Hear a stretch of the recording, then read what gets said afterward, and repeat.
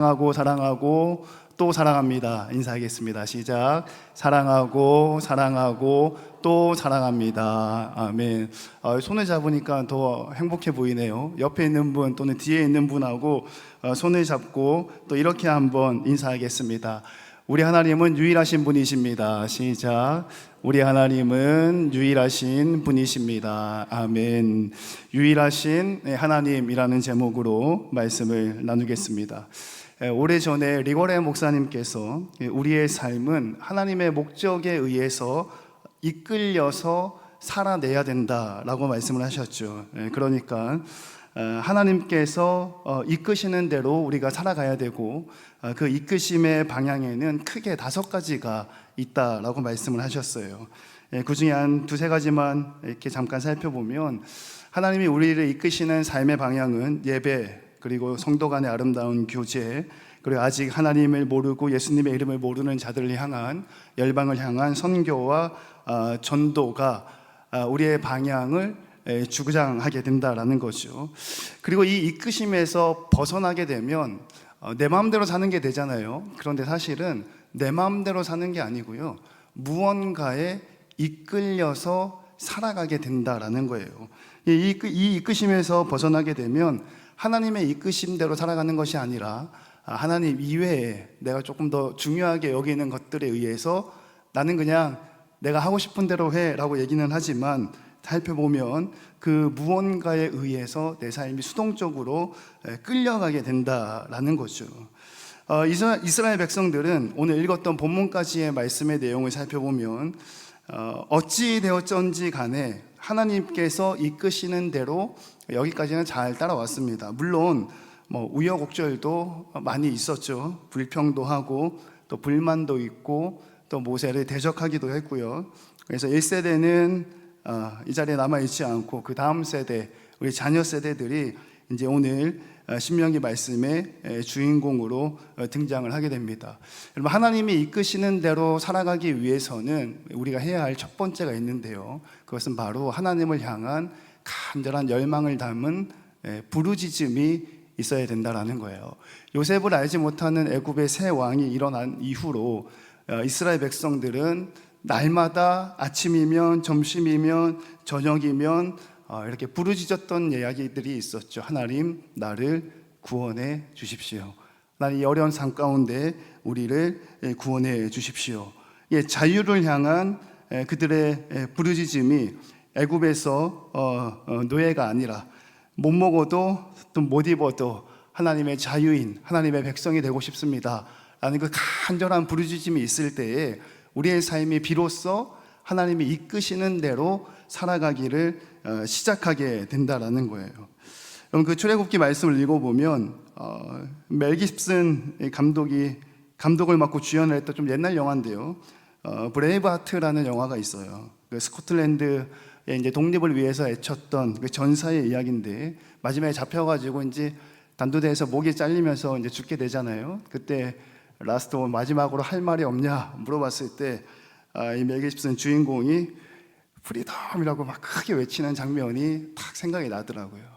그러니까 자유를 향한 끝없는 열망과 갈망, 하나님을 향한 끝없는 열망과 갈망, 그리고 그것이 우리의 마음속에서만 그치는 것이 아니라 입술을 통해서 하나님을 외칠 때, 예수님의 이름을 외치고 성령의 간절한 임재하심을 외칠 때에, 그때가 바로 우리의 삶이 하나님의 손에 이끌리는 첫 번째 단계다라는 거예요. 그리고 바라고 원하기는 우리 세대가, 신앙생활하고 있는 저와 여러분의 시대가 많이 젠틀해졌잖아요. 이렇게 와서 막 부르짖어 기도하는 것을 좀 낯설어하고, 또 새벽에 모이는 것, 금요 불꽃 예배 가운데 막 방언으로 기도하는 것, 이런 것들을 좀 낯설어하는 시대를 맞이한 것 같아요.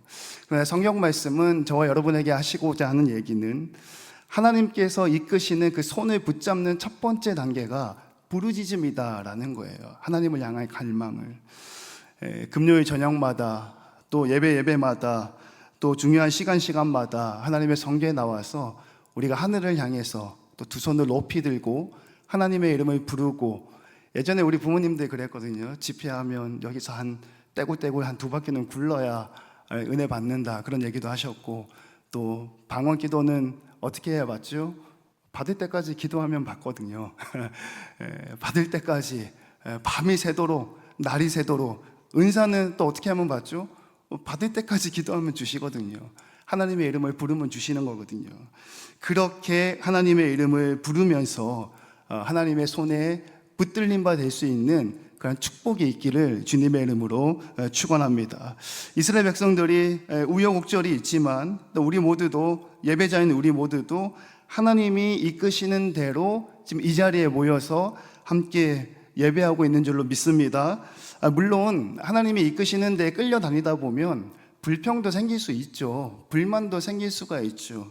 성경 말씀에서도 분명하게 하나님의 길이 나의 길보다 높고 하나님의 생각이 나의 생각보다 높다라고 말씀하셨잖아요. 우리가 다 알 수가 없으니 때로는 우리가 볼 때 이쪽 길이 좀 아닌 것 같다라고 느끼면 불평할 수도 있죠. 불만이 생길 수도 있죠. 근데 중요한 것은 뭐냐면, 우리 목사님 설교 말씀의 내용처럼 그러한 일들이 일어날 수는 있으나 그 다음에 하나님 말씀하시고 지적하시면 회개만이 살 길임을 믿고 낭실 앞에 서서 회개하며 마음을 찢고 돌이켜 올 수 있어야 한다라는 사실이에요. 여러분, 혹시 하나님의 내민 손, 그 손을 붙잡고 계신가요? 또는 그 손에 붙잡혀서 이끌림을 받고 있는데 이 길이 아닌 것 같아 라고 불평하고 불만하고 계신 분들이 계신가요? 낭실 앞에 서서 마음을 찢고 회개하며 돌이켜 하나님의 손에 이끌림 받으신다면 이어지는 내용에 나오는 하나님의 축복이 여러분들 삶 가운데 임할 줄로 믿으시기를 주님의 이름으로 축원합니다. 여러분, 그 애굽의 노예에서 하나님이 이스라엘 백성들을 해방시켰단 말이죠. 그러고 난 다음에는 하나님께서 이스라엘 백성들을 앞으로는 어떻게 책임지실까? 어찌됐든 살고 있던 삶의 터전이었잖아요. 애굽이라는 나라가. 거기서 이제 끌어내셨으니 그 다음 하나님은 무엇을 하실까? 하나님께서는 이스라엘 백성들을 축복의 땅 가나안으로 이끄시기를 원하셨고 또 그렇게 하실 겁니다. 하나님은 이스라엘 백성들이 누더기 옷을 걸친 것을 원하지 않으세요. 그래서 가나안 땅으로 옮겨주셔서 새 옷을 주실 거고 또 그렇게 하셨습니다. 이스라엘 백성들이 더러워진 신발 신고 있는 거 하나님 원하지 않으세요. 그래서 그들을 가나안 땅으로 이끌어 주셨고 새 신발을 주실 거고 또 그렇게 주셨습니다. 하나님은 이스라엘 백성들이 겨우 하루에 한 끼 먹고 숨만 붙어 있기를 원하지 않으시죠. 하나님께서는 이스라엘 백성들을 풍족하게 먹이시고 또 입히시고 그들의 삶에 누리기를 원하시기에 가나안 땅으로 이끄실 것이고 또 이끄셨고 또 그 일을 해 주셨다라는 거죠. 하나님께서는 이스라엘 백성에게 이렇게 풍족한 생활을 약속해 주셨고 또 그 일을 이루어 주셨어요. 그리고 마찬가지로 저와 여러분 삶 가운데도 그러한 일들이 일어나는 줄로 믿으셨으면 좋겠습니다. 여러분, 성경 전체는 예수 믿는 우리가요, 그러니까 예수님 앞에 나와서 헌신하고 희생하고 또 시간을 드리고 물질을 드리고 그렇잖아요. 오늘 저녁에도 사실 이제 세상 사람들은 회사가 끝나면 지인들과 또는 가족들과 식사 자리가 있을 수도 있고요. 또는 다른 즐거운 모임이 적어도 이렇게 앉아서 30분 동안 어찌 보면 지루할 수도 있는 이야기를 듣지 않고 세상에 참 재미난 게 많잖아요. 그죠? 그런 일들에 빠져 있는 시간인데 예수 믿는 우리는 하나님의 성전에 와서 하나님을 높여드리고 또 하나님의 말씀을 듣고 그렇게 살기로 결단하고 있는 우리의 삶을 바라볼 때 하나님은 결단코 우리가 누더기 옷을 걸치거나 더러운 신발을 신거나 겨우 하루에 한 끼 먹기만을 원하지 않는다라는 거예요. 예수님께서도 그렇게 말씀하셨죠. 구하라 그리하면 주실 것이고 찾으라 그리하면 찾아낼 것이고 문을 두드리라 그리하면 열릴 것이라. 그리고 그것들을 통하여서 현세에서 주시는 복된 삶을 누리라는 것이 하나님의 말씀입니다. 여러분, 혹시나 지금 이 삶을 살아감에 있어서 자녀에게 지혜가 없거나 사업을 어떻게 확장해야 될지 지혜가 없다면 여러분 예수님의 말씀에 또 성경 말씀에 의지해서 구하시기를 주님의 이름으로 축원합니다. 그러면 하나님께서 주실 거예요. 고등학교 3학년 때 일은 제가 평생 목회하면서 계속 얘기할 겁니다. 여러분 들어서 알고는 계시겠지만 참 공부가 어려웠거든요. 아무도 저한테, 담임 선생님조차도 저한테 대학을 못 간다라고 이야기했어요. 그때 이제 담당 목사님, 담당 전도사님이시죠. 지금은 이제 목사님 되셨는데 같이 약속했던 게 딱 하나 있어요. 매일 저녁, 그때 고등학교 3학년이었거든요. 매일 저녁에 학교 공부가 끝나면 교회에 와서 기도하고 가라. 그럼 하나님이 고등학교 3학년한테 가장 큰 축복은 뭐죠? 대학 가는 일이잖아요. 그죠? 열어주실 것이다. 하루도 걸리지 않고 왔다 갔어요. 에피소드가 하나 있죠. 이제 좀 딱 떠오르지 않나요? 무슨 에피소드인지. 애가 집에 안 들어온 거예요. 그때는 핸드폰이 있는 시절도 아닌데 독서실이 2시 정도 되면 끝나는데 너무 피곤해서 교회 와서 기도하다가 사촌 동생 부산대 의대 간 친구랑 너무 피곤해서 잠든 거예요. 한 30분, 한 40분 정도 본당 의자에 이렇게 엎드려가지고 그랬던 적도 있고, 너무 피곤해서 본당 문을 열고 들어오기가 힘들면 그냥 문고리만 딱 잡고 하나님 왔다 갑니다 라고 기도하고 하나님께 구한 적이 있어요. 그리고 그 하나님께서 정말 간신히 대학의 문을 열어주셨죠. 그러면 하나님이 재물도 주시더라고요. 그 코로나 시절에 다들 어려웠잖아요. 그죠? 참 어려운 시절에 제가 주식을 샀답니다. 얼마 주고 샀는지 아세요? 그 삼성전자를 남들이 5만 원 주고 살 때 제가 8만 원이나 주고 삼성전자를 샀다는 거 아니겠어요? 얼마에 팔았는지 여러분 궁금하지 않으세요? 다음 주에 얘기할까요? 지금 얘기할까요? 8만 원을 주고 샀는데요. 그거를 8만 원에 팔았다니까요. 얼마나 감사한지 모릅니다. 이거 들여다보는데요. 정말 눈이 빠지더라고요. 들여다보니까 오르락내리락 핸드폰으로 보는데요. 여러분 웃는 분들은 다들 경험이 있으신 걸로 제가 알겠습니다. 하나님 재물도 주시더라고요. 8만 원에 산 거를 8만 원에 팔았어요. 얼마나 감사한지 몰라요. 여러분 육신의 부모도 자녀에게 좋은 것 줄 줄 안다. 예수님 그렇게 말씀하셨잖아요. 그죠? 하물며 하늘에 계신 영의 아버지께서 좋은 것 주지 않겠느냐. 구하면 주실 것이고 찾으면 찾아낼 것이고 문을 두드리면 열릴 것이니 주님 주실 축복을 믿고 누리는 삶을 살았으면 좋겠습니다. 이스라엘 백성은 지금 오늘 본문 말씀의 내용은 그 누리는 삶을 살기 일보 직전, 그 바로 앞에 와 있어요. 가나안 땅 들어가기 직전, 이제 거기 땅에 딱 들어가면 이제 하나님이 주실 축복을 누리면서 살 수 있는 딱 그 시절, 그 코앞에 딱 와 있다라는 거죠. 근데 물론 그 하나님이 주시는 축복이 막 그냥 거저로 갑자기 누워 있는데 막 그냥 공짜로 주시진 않아요. 이스라엘 백성도 가나안 땅에 들어갔을 때는 그 나라 족속들과 전쟁도 해야 되고 또 어려운 환경 가운데 예배도 드려야 되고 여러 가지 일들을 해야 되죠. 그런데 여러분 중요한 게 뭔지 압니까? 결론은 정해져 있어요. 성경 말씀의 결론은 정해져 있다니까요. 이스라엘 백성들이 노예에서 인생이 끝나지 않더라고요. 노예의 삶에서 자유인으로 누리는 삶으로 하나님께서 이끌어 가고 있다라는 거죠. 그리고 그 모습을 알고 있는 모세가 이 이스라엘 백성들 앞에 마지막으로 우리가 잘 알고 있는 것처럼 고별 설교잖아요. 이제 본인은 하나님께서 이제 안 된다, 이제 못 들어간다, 안타깝게 그렇게 말씀하셔서 이제 본인은 들어가지는 못하지만 이 다음 세대 우리 자녀들이 누릴 수 있는 축복의 삶에 대해서 그리고 그것을 누리는 방법에 대해서 오늘 본문 말씀이 설교하는 내용이 오늘 그 내용이에요. 그리고 그 내용이 제목처럼 유일하신 하나님을 붙잡는 것이라는 거죠. 여러분, 이 유일하신 하나님을 붙들 수 있는 저와 여러분들이 되었으면 좋겠어요. 우리를 노예인에서 자유인으로 이끌어 주시는 분이 하나님이시고요. 자유인에서 우리의 삶을 누리게 하시는 분도 오직 하나님밖에 없기 때문에 하나님 앞에 뭐라고 붙이냐면 유일하신 하나님, 이렇게 본문에서 이야기를 하고 있어요.